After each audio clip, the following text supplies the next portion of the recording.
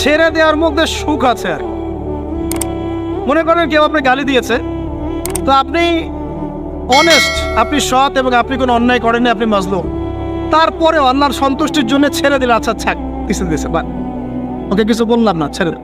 এই ছেড়ে দেওয়ার মধ্যে যে এত সুখ, এটা আপনি বুঝতে পারবেন না। এই সুখটা উপলব্ধি করেছেন স্বয়ং রাসূল সাল্লাল্লাহু আলাইহি ওয়াসাল্লাম। মক্কা বিজয়ের দিন ওই যে বহু মানুষ এসে কি বলেছিল, ভয়ে কাঁপছে যে রাসূল সাল্লাল্লাহু আলাইহি ওয়াসাল্লাম তাদেরকে আবার মৃত্যুদণ্ড দেন কিনা, আছে না? আল্লাহ নবী বললেন যে লা তাসরিবা আলাইকুমুল ইয়াউমা, তোমাদের উপর আজকে আমার কোনো অভিযোগ নাই, ওয়া আনতুমুত তুলাকা, তোমরা মুক্ত, যাও, ছেড়ে দিল। এটা শান্তি। ইউসুফ আলাইহিস সালামের ভাইরা কুয়াতে ফেলে দিয়েছিল না, সেখান থেকে মিশরের বাজারে, সেখান থেকে রাজপ্রাসাদে, সেখান থেকে জেলখানায়, জেলখানা থেকে রাষ্ট্র ক্ষমতায়। কি লাইফ ট্র্যাজেডি, লাইফের ট্র্যাজেডি দেখেছেন? এখন ইউসুফ আলাইহিস সালাম যখন শেষে ভাই থেকে চিনলেন, তিনি কি ভাইদের প্রতি প্রতিশোধ নিয়েছেন? বলেছেন যাও, মাফ করে দিলাম, ছেড়ে। এটাই শান্তি। আল্লাহর জন্য ত্যাগের মহিমার মধ্যে শান্তি আছে। আল্লাহ পাক আমাদেরকে ত্যাগ করার তৌফিক দান। তাই বলে সব জায়গায় আবার ত্যাগ করা যাবে না, এটাও মাথায় রাখতে হবে। বুঝতে পারছেন না কথা বলে? মনে করেন যে আপনার পরিবারে আপনার বোনকে কেউ টিস করেছে, না বুঝতে পারি, ছেড়ে দিব? যা বাবা তুই টিস করেছিস, যা দিলাম, ছেড়ে দেখো। মনে করেন যে কারো সমাজের মধ্যে কাউকে ধর্ষণ করা হচ্ছে, না বুঝতে পারি না, আর আমরা বলবো যে যাক মানবতা দেখালাম, ছেড়ে দিলাম, ইসলাম তো মানবতা ধর্ম, যাও ছেড়ে দিলাম, বললাম হবে? সব জায়গায় ইসলাম মানবতা শেখায় নাই, কারণ কোনো জায়গায় মানবতা না শেখানোটাই ফরজ। একজন চোরের উপর আপনি কি মানবতা দেখাবেন? একজন ধর্ষকের উপর আপনি কি মানবতা দেখাবেন যে আরো ধর্ষণ কর বাবা, যা, উৎসাহ দিবেন? একজন খুনি, আপনি কি তাকে মানবতা দেখাবেন না ফাঁসি দিবেন? তো এই যে কিছু মানুষ এখন বলে ইসলাম মানে শান্তি, আর শান্তি মানে শান্তির সুবাতাস, বুঝছেন? ওরা ওই যে ইসলাম থেকে বদর, উহুদ, খন্দক, খায়বার সব কাট করে ফেলছেন।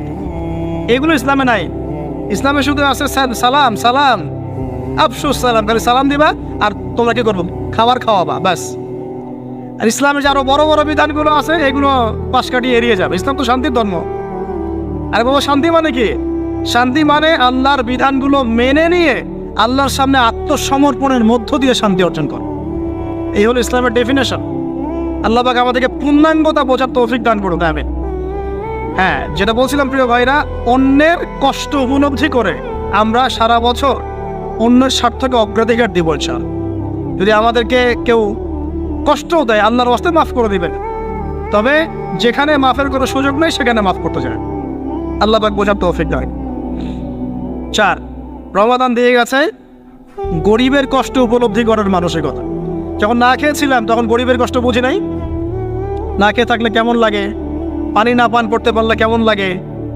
হ্যাঁ, এটা আল্লাহ পাক কেন দিয়েছেন? যাতে করে আমরা সমাজের এই দুস্থ মানুষগুলোর কষ্ট বুঝতে পারি।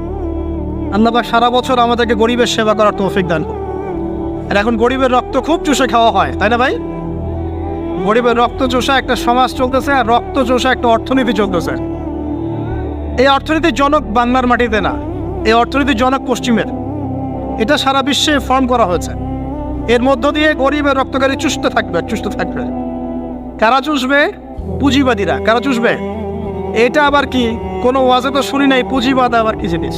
এটাকে ক্যাপিটালিজম বলে। পুঁজিবাদ মানে সমাজের একটা অংশের মানুষের কাছে ধন সম্পদ কক্ষীভূত হবে, বাকিরা আস্তে আস্তে গরিব হতে থাকবে দিন দিন। এটা হচ্ছে কিনা? সমাজে এই স্তরবিন্যাসটা বাড়ছে কিনা?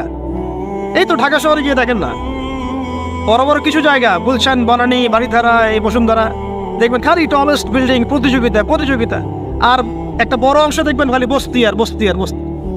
এই যে দেখছেন তারতম্য, দেখছেন?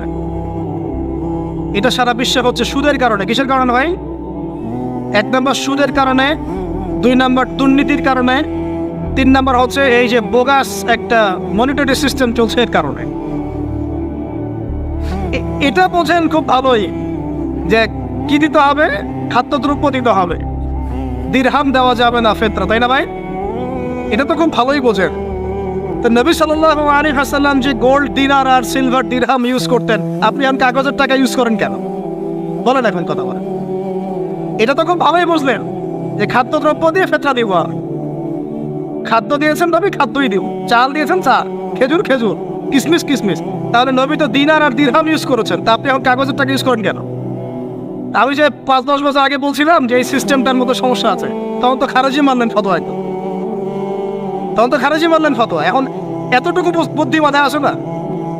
দিনার দিরহাম এটাই ইসলামিক কারেন্সি, আমরা যেগুলো চালাচ্ছি এগুলো ইসলামিক কারেন্সি নয়, কিন্তু পুরো বৈশ্বিক প্রেক্ষাপটে আমরা মানতে বাধ্য হচ্ছি। ইসলামিক খেলাফতই ইসলামিক পলিটিক্যাল ভিউ, কিন্তু সারা বিশ্বে খেলাফত নাই, আমরা মানতে বাধ্য হচ্ছি। ডেমোক্রেসি, সেকুলারিজম মানতে বাধ্য হচ্ছি, এটা বাধ্য হয়ে আমরা করছি। কিন্তু তাই বলে তো ইসলামিক জিনিস আর অন ইসলামিক জিনিস একাকার হয়ে যায় নাই, হয়ে গেছে। পর্দা, শরিয়া পর্দা পুরো উপর থেকে প্রতিষ্ঠা নাই, অনেকেই বেপর্দায় চলছে। আমরা তো বেপর্দা সমাজে চলতে বাধ্য হচ্ছে না? হচ্ছে কি না? এটা বাধ্য হয়ে আমরা করছি, কিন্তু কেউ কি মেনে নিয়েছে এটা? এই ইন্টেলেকচুয়াল ল্যাকিংসের কারণেই তো আজকে এই অবস্থা। প্রিয় ভাইয়েরা, বোঝার চেষ্টা করেন গভীর থেকে, রমাদান মাস গরিবের কষ্ট উপলব্ধির মাস ছিল। আল্লাহ পাক আমাদের সবাইকে গরিবের কষ্ট বোঝার তৌফিক দান করুন। আর আল্লাহর ওয়াস্তে চেষ্টা করবেন গরিব মানুষের খাওয়ানোর, এতিমের দায়িত্ব নেয়ার। প্রত্যেকটা এলাকায় এতিমখানা গড়ে তোলেন, এতিমদেরকে ফ্রি পড়াশোনার ব্যবস্থা করেন, তাদেরকে কোরআন শেখান, তাদের পিছনে টাকা ইনভেস্ট করেন, তাদের মাথায় হাত বোলান। আল্লাহ রহম করবে ইনশাআল্লাহ, আল্লাহ তৌফিক দান করে দেবেন। এরপরে রমজান শিখিয়ে গেছে আমাদেরকে 5 নাম্বার, বেশি লম্বা করবো না, আমি আপনাদেরকে বিরক্ত করতে যাচ্ছি না, আমি 10টা পয়েন্ট বলছি। 5 নাম্বারটা দেখুন, এটা মনোযোগ দেন, এটা খুব ইম্পর্টেন্ট। রমজান দিয়ে গেছে কোরআন। রমজান কি দিয়ে গেছে ভাই? এটাই তো সবচেয়ে বড় কথা নাকি? রমজানের সবচেয়ে বড় কথা কি? এই মাসে কি হয়েছে? কোরআন নাজিল হয়েছে। তো রমজান মাস চলে গেছে, আমরা কি কোরআনটাকে এখন বন্ধ করে রেখে দিব ভাই? রমাদান মাসে কারা কারা কোরআন খতম করেছেন হাত তোলেন দেখি। সুবহানাল্লাহ, মাত্রই কয়জন? রমাদান মাসে কোরআন খতম করেছেন কারা কারা? অন্তত একবার। আল্লাহু আকবার। আল্লাহ আমাদেরকে মাফ করুন না, আমিন। আল্লাহ আমাদেরকে মাফ করুন। আমি খুবই হতাশ হলাম। রমাদান মাসে কোরআন অন্তত একটা বার তো খতম করা উচিত ছিল নাকি ভাই?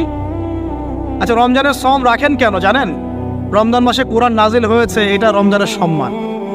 আল্লাহ পাক বলেন নাই শাহরুর রমাদান আল্লাযী উনজিলা ফীহিল কোরআন? আল্লাহ পাক বলেন নাই রমজান সেই মাস যেই মাসে কোরআন নাজিল হয়েছে?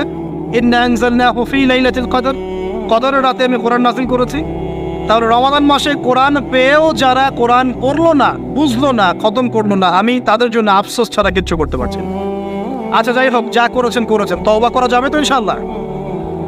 আমার সাথে বলেন আস্তাগফিরুল্লাহ আল্লাযী লা ইলাহা ইল্লা হুয়াল হাইয়ুল কাইয়্যুম ওয়া আতুবু ইলাইহি।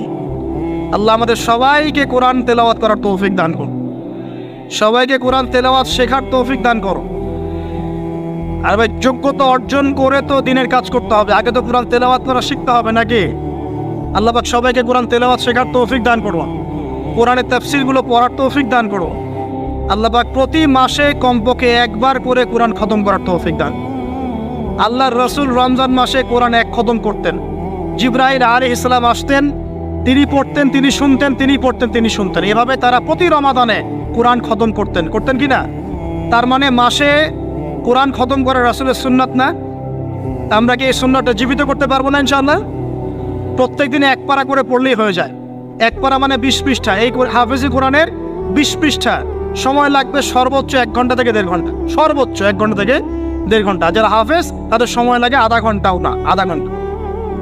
পারবো না ভাই ইনশাআল্লাহ? আল্লাহ পাক এই রমজান মাসের এই কোরআনকে সারা বছর আঁকড়ে ধরার তৌফিক দান করুন। এই কোরআন নাজিল হওয়ার পরেই আইয়ামে জাহিলিয়াত পরিবর্তন হয়েছিল।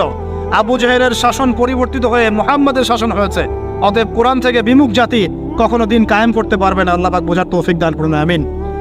আমাদের যুবক ভাইরা একটু ওয়াদা করতে পারি তো ইনশাআল্লাহ সবাই কোরআন তেলাওয়াত করা শিখবো, প্রত্যেক মাসে এক খতম দেবো ইনশাআল্লাহ, কোরআনের অর্থ পড়বো ইনশাআল্লাহ। না অর্থ পড়ার দরকার নাই, খালি প্রত্যেক হরফে 10 নেকি কামাই করবো, অর্থ পড়ার কোনো দরকার নাই ভাই? আচ্ছা যাক, কিছু মানুষ আবার রাগ করে অর্থ পড়তে বললে, কারণ স্বার্থ আছে। যদি আপনারা কোরআনের অর্থ পড়া শুরু করেন এবং হাদিসের চর্চা করা শুরু করেন, দিনই পড়াশোনা করা শুরু করেন, তখন তো অনেক ধর্ম ব্যবসা বন্ধ হয়ে যাবে। আর কথা বুঝতে পারছেন না মনে হয়? আপনারা যদি শিক্ষিত হওয়া শুরু করেন, কোরআনের A to Z অর্থ পড়া শেষ করেন, হাদিসগুলো পড়া শুরু করেন, ওলামায়ে কেরামের সাথে পরামর্শ করে বইপত্র পড়া শুরু করেন, হ্যাঁ, বিভিন্ন ইসলামিক কোর্সগুলো করতে থাকেন, আস্তে আস্তে আপনার যোগ্যতা বাড়বে, তখন তো আপনি কি করবেন না, ধর্মের নামে বিভ্রান্ত হতে চাইবেন না। অনেকের তখন ধর্ম ব্যবসাটা কি হবে, বন্ধ হয়ে যাবে। অতএব এই কারণে অনেকে চায় না যে মানুষ কোরআনের অর্থ বুঝুক। আমি আমার মন থেকে আপনাদেরকে রিকোয়েস্ট করছি, সবাই কোরআনের অর্থটা পড়ার চেষ্টা করেন। পারা যাবেন ইনশাআল্লাহ ভাই? আল্লাহ আমাকে তৌফিক দেখ, আপনাদের সবাইকে তৌফিক দেন। আর কমপক্ষে দিনে এক পারা করে কোরআন তেলাওয়াত করবেন। আল্লাহ মা বোনদেরকে তৌফিক দেখ, আপনাদের সবাইকে তৌফিক দেন।